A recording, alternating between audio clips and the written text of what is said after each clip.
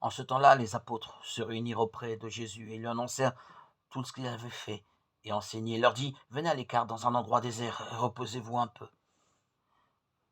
Évangile de saint Marc 6, 30, 34. Pour faire comprendre combien il était nécessaire d'accorder du repos aux disciples, l'évangéliste poursuit en disant: De fait, ceux qui arrivaient et ceux qui partaient étaient nombreux. Ils n'en avaient même pas le temps de manger. La fatigue de ceux qui enseignaient ainsi que l'ardeur de ceux qui s'instruisaient montrent bien ici comme on était heureux en ce temps-là, plus au ciel qu'il en fut de même encore à notre époque. Jésus vit une grande foule. Il fut saisi de compassion envers eux, parce qu'ils étaient comme des brebis sans berger. Alors il se mit à les enseigner longuement. Matthieu donne plus d'explications sur la manière dont Jésus eut pitié d'eux, quand il dit: Il fut saisi de compassion envers eux et guérit leurs malades. Matthieu 14, 14.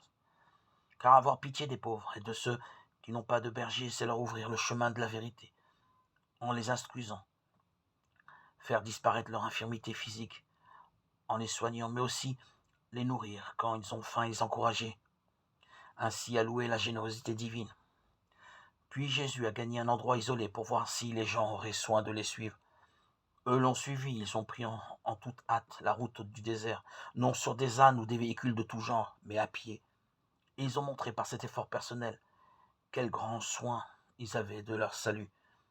En retour, Jésus a accueilli ces gens fatigués.